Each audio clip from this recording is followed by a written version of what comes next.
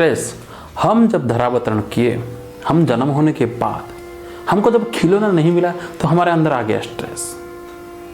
मेरा दोस्त ने मेरे को मारा, उसमें आ गया मेरे को स्ट्रेस। मैं पढ़ाई किया, पढ़ाई इतना होमवर्क, इतना टास्क, तो इसमें आ गया स्ट्रेस। पढ़ाई करने खत्म होने के बाद नौकरी करने के लिए बहुत नौकरी ढूंढना पड़ा, बहुत कॉम्पिटिटिव प्रिपेयर करना, उसमें आ गया स्ट्रेस। नौकरी मिलने के बाद प्रमोशन, तनख्वाह बढ़ाना है, बहुत सारे डिस्टेंस कोर्स करना है, उसमें भी आ गया स्ट्रेस।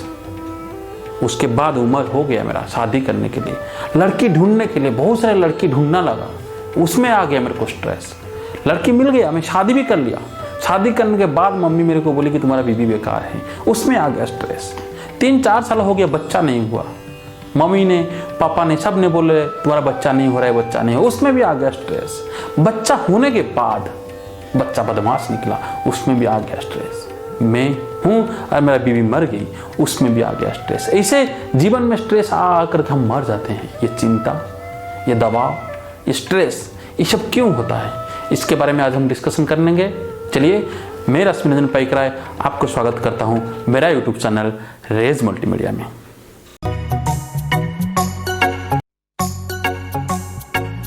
अभी हम डिस्कशन करने वाले हैं एक्सटर्नल फैक्टर के बारे में।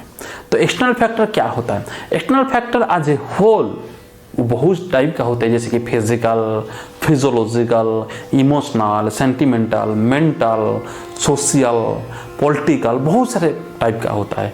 मगर हम लोग आज इंडिविजुअल के हिसाब से डिस्कशन करने वाले हैं। आज ए होल डिस्कशन करेंगे तो सोशल, पॉलिटिकल के बारे में बहुत कुछ है, और वो सब हम डिस्कशन नहीं करने वाले हैं, हम इंडिविजुअल के हिसाब से डिस्कशन करने। फिजिकल क्या है? फिजिकल जनरली है कि जो हमारे ऊपर दबाव डालेगा। फिजिकल मतलब हमको बहुत दूर जाना है पैदल, ए माइल टू गो, हमको वो काम करने के लिए बहुत दूर जाना है, वो काम करने के लिए बहुत कसरत करना पड़ेगा, वो हुई फिजिकल स्ट्रेस। और इमोशनल स्ट्रेस क्या होता है? एक गर्लफ्रेंड और बॉयफ्रेंड के बारे में सोचिए। कभी क्या हुआ ना, आपका गर्लफ्रेंड आपसे मोबाइल ले लिया, आपको पूरा यूज कर लिया, उसके बाद आपको छोड़ दिया, वो जो स्ट्रेस आता है वो होता है इमोशनल स्ट्रेस। सेंटिमेंटल स्ट्रेस कहाँ आता है? पापा बेटा, मम्मी और बेटे के बीच में, बेटा को शादी करा लिया, बढ़ा लिया, बेटा ने बीबी के बात में आ करके मम्मी को पूछा नहीं, मम्मी के ऊपर अत्याचार किया, वो होता है सेंटिमेंटल स्ट्रेस। और मेंटल स्ट्रेस बहुत डेंजर है। मेंटल स्ट्रेस सबसे डेंजर है, क्योंकि हमारे ब्रेन के अंदर जो नर्वस सिस्टम है उसको वो इम्पैक्ट डालता है। जैसे कि हमारा एक बंदा ने एक काम किया, उसका वो काम भूल हो गया, उसकी वजह से उसको क्या करना, मेंटल स्ट्रेस आ गया। जैसे कि सपोज एक बंदा ने 50-60 लाख का लोन दिया था बैंकर ने, और वो लोन खराब हो गया, और ये जिम्मेदारी है कि तुम्हारा प्रॉपर्टी ड्यू डिलिजेंस नहीं है, उसके वजह से जो स्ट्रेस आए उसको बोलते हैं मेंटल स्ट्रेस। और मेंटल स्ट्रेस सबसे ज़्यादा डेंजर है, क्योंकि वो मेंटल स्ट्रेस हमारा नर्वस सिस्टम को खराब करता है। इसीलिए ही ट्रॉमेटिक स्ट्रेस, जो स्ट्रेस में जान जा सकता है, जो स्ट्रेस में पागल हो सकते हैं, वो है ट्रॉमेटिक स्ट्रेस और मेंटल स्ट्रेस।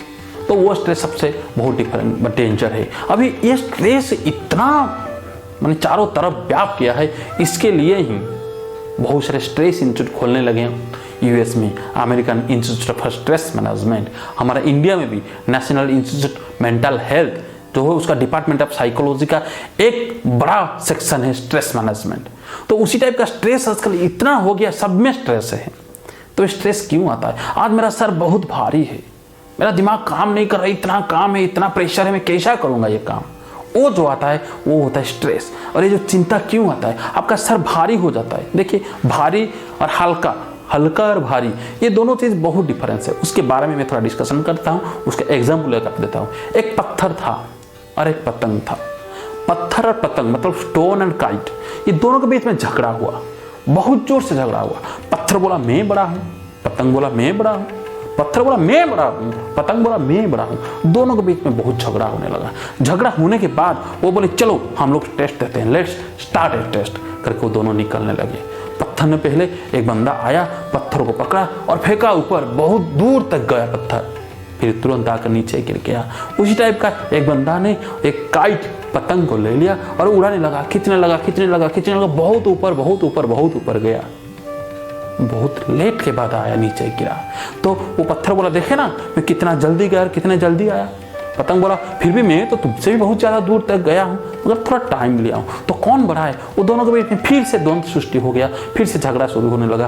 वो बोला मैं बड़ा, वो बोला चलो हम लोग एक काम करते हैं, हम लोग निकलते हैं एक गुरु जी के पास, एक साधु के पास, एक संत के पास जाकर पहुंच गए कि देखिए मैं हूँ पत्थर और ये है पतंग। ये बोल रहा है कि ये बड़ा है, मगर मैं बोल रहा हूँ कि मैं बड़ा हूँ। तो साधु थोड़ा हंस लिए, थोड़ा कीप स्माइलिंग। वो थोड़ा सा स्माइल देकर बोलने लगे तुम दोनों के बीच में कौन बड़ा है पता है? पत्थर तुम बड़े नहीं हो, कि तुम भारी हो, तुम्हारे अंदर स्ट्रेस है, चिंता है, दबाव है, इसीलिए शायद तुम जल्दी निकल गए ऊपर। बैड डॉक्यूमेंट, बैंक में बैड डॉक्यूमेंट करेंगे और डॉक्यूमेंट नहीं करेंगे, लोन बढ़ने का तब तुरंत ऊपर चला जाएगा, आपका ब्रांच का फिगर तुरंत बढ़ जाएगा। मगर आप जब नीचे गिरेंगे ना, कोई पूछेगा नहीं, क्योंकि आपके पास डॉक्यूमेंट नहीं, आपके पास एविडेंस नहीं है। Every communication should be documented. जो भी आप काम कर रहे हैं उसको डॉक्यूमेंट होना चाहिए, मगर आपके पास डॉक्यूमेंट नहीं, आप ऐसे ही लोन बांट दिए हैं, इसलिए आप ऊपर चले गए। वो स्ट्रेस के भार के हिसाब से तुरंत नीचे आ गए। मगर काइट वो लाइफ लाइन जैसा निकला है, कभी उसका स्ट्रेस आता था वो नीचे आ जाता, फिर उसको खींचता था तो ऊपर चला जाता था, फिर नीचे आ जाता था, फिर उसको खींचता था तो फिर ऊपर चला जाता। ऐसा हो करेगा, हो बहुत टप तक गया। और वो जब नीचे गिरा, क्योंकि एवरीथिंग का जाता से ध्रुव मृत्यु, एक बंदा जन्म हुआ तो उसको मरेगा ही निश्चिंत। तो वो जब नीचे आया, वो धीरे धीरे धीरे धीरे धीरे धीरे धीरे धीरे नीचे आया, फिर भी नीचे नहीं गिरा, वो छत के ऊपर लग गया या पेड़ के ऊपर लग गया।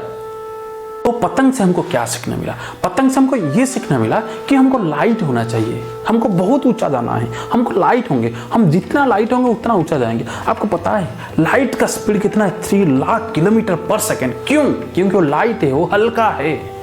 कभी आपको हल्का कर देगा तो बहुत ऊपर जाएंगे, कोई रोक नहीं पाएगा। Don't be a stone, be a kite, क्योंकि काइट जैसा हमको हल्का रहना है। यूस्ट्रेस और डिस्ट्रेस, वो दो चीजें अलग अलग है।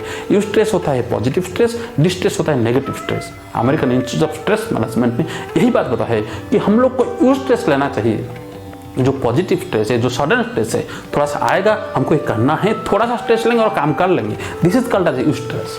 वही यूस्ट्रेस को हमको लेना है और डिस्ट्रेस को दूर करना है। इसीलिए कभी अंदर ले लेंगे, इनकमिंग ऑफ स्ट्रेस हो जाएगा तो आउटगोइंग नहीं निकलेगा, तो बहुत दिक्कत होगा। यही स्ट्रेस की वजह से बहुत सारे लोग को बीमारी होता है, डायबिटीज होता है, बीपी होता है, हार्ट अटैक हो जाता है, हेडेक होता है, जॉइंट पेन होता है। ये सब क्यों होता है? Only due to stress. वो स्ट्रेस को हम कैसे मिटिगेट करेंगे उसके बारे में चलिए डिस्कशन करते हैं। Stress mitigating factor. Stress mitigating factor में पहला है कि मेडिटेशन। बहुत सारे साधु संत सब बोलते रहते हैं कि मेडिटेशन का मतलब है कि योग करना, जप करना, तपस्या करना। मैं बोलूंगा मेडिटेशन का मतलब वो नहीं है। मेडिटेशन का मतलब है acting due to situation. Situation के हिसाब से आप क्या काम करते हैं। मेरे को प्रातः स्नान करना है, इसलिए क्या करना है? प्रातः उठना पड़ेगा, जल्दी उठना है, 6 बजे उठना है, तो हम यदि 6 बजे उठेंगे वो है मेडिटेशन। 6 बजे उठ कर नहा लिए, हमारा नित्य कर्म कर लिए, प्रेयर किए, वो है मेडिटेशन। ऑफिस जाना है, टाइमली गए, पंक्चुअली पहुंच गए ऑफिस में, और ऑफिस में सबको वेलकम किए, सबको नमस्ते किए, वो है मेडिटेशन। हमारा जो काम दिए हमको वो काम हम पूरा किए, वो है मेडिटेशन। तो उसको करेंगे तो हमारे सर में स्ट्रेस नहीं आएगा। और स्ट्रेस भी आना चाहिए, स्ट्रेस पॉजिटिव स्ट्रेस, क्यों स्ट्रेस आना चाहिए। उसके बाद है दूसरा कि डू योर वर्क योरसेल्फ। खुद का काम खुद करो ना, क्यों दूसरे के ऊपर भरोसा करते हैं। एक कैनॉट चेंज अदर। आप दूसरे का परिवर्तन नहीं कर पाएंगे, वो बंदा परिवर्तन हो जाएगा, आपको हेल्प करेगा, सोचना गलत है। खुद का काम खुद को करना पड़ेगा। और तीसरा फॉर्मूला है keep smiling and give smiling. Her time आप खुद ही हंसिए, दूसरे की भी हंसाइए। जॉब वी मेट में मैं पहले ही बोला हूँ, जॉब वी मेट करीना कपूर ने एक सुंदर सा डायलॉग बोली थी, मैं खुद का फेवराइट हूँ। खुद को प्रशंसा करिए ना। आप दुनिया को प्रशंसा करते हैं, खुद को कभी भी प्रशंसा नहीं करते हैं। वो खुद को प्रशंसा करना चाहिए। और एक बात सबसे बढ़िया स्ट्रेस मिटिगेटिंग फैक्टर है कि incoming stress should be equal to outgoing stress. मतलब जो इनकमिंग अंदर जो आएगा कान के अंदर, उसी टाइप का बाहर भी जाना चाहिए। मगर आप वो स्ट्रेस अंदर ले लिए और ये इधर गया, उधर गया, उधर गया, इधर गया, उधर ऐसा हुआ, मगर इधर से नहीं निकला। वो कोल्ड ड्रिंक्स बॉटल के जैसा है। कोक आप लिए, कोक को जोर से हिला दिए और छोड़ दिए तो क्या सीधा ऊपर जाता है, उसी टाइप का। एक बार ऊपर चला जाएगा तो वो भी ट्रॉमेटिक स्ट्रेस में परिणत हो जाएगा, मेंटल स्ट्रेस में परिणत हो जाएगा। वो क्रॉनिक स्ट्रेस होता है, बहुत डेंजर होता है। वो भी एक फॉर्मूला है। लाइफस्टाइल को चेंज करना है, सबसे बड़ा बात है कि लाइफस्टाइल को चेंज करना है। रेगुलर एक्सरसाइज करना है, अच्छा खाना खाना है, दूसरे को बिहेव अच्छा करना है, सीनियर को सम्मान करना है, सीनियर का बात सुनना है। और सबसे बड़ा मिटिगेटिंग फैक्टर है, you are the creator of your own environment. आपका परिवेश आप ही बनाएंगे। स्ट्रेस फ्री परिवेश कैसा बनाना है, दूसरे को हम क्या करना है, हमारा एनवायरमेंट को ऐसा करना है कि हम खुद स्ट्रेस नहीं लेंगे या दूसरे को भी स्ट्रेस नहीं देंगे। ये दिमाग में जब रहेगा ना, हमारा दुनिया स्ट्रेस फ्री हो जाएगा, हम लोग काइट जैसा बन जाएंगे। एक छोटा सा मालिका, मतलब छोटा सा दोहा एक सौम्य चीता पद्य मालिका में लिखा था, बहुत सुंदर सा।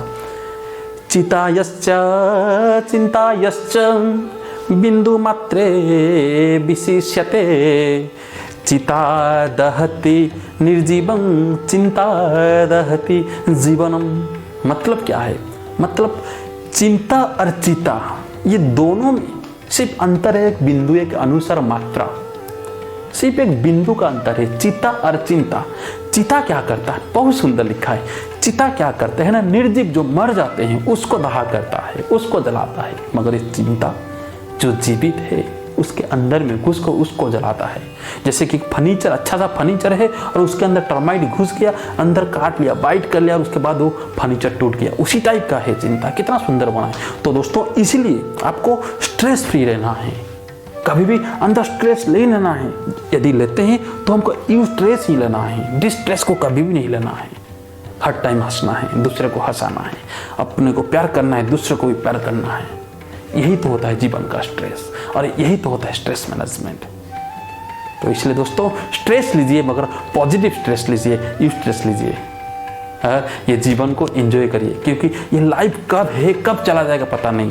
पाकिस्तान में बताइए, पाकिस्तान जो PIA पाकिस्तान इंटरनेशनल एयरपोर्ट में जो फ्लाइट में जो लोग थे वो तो मरे, उसके साथ वो जो घर के साथ टकरा गया, उसे घर के अंदर जो पर्सन थे वो भी मर गए। बताइए वो जो घर के अंदर था वो क्या भूल किए थे, कुछ उनका कुछ भूल था, उनका कुछ भी भूल नहीं था, फिर भी वो लोग मर गए। क्यों?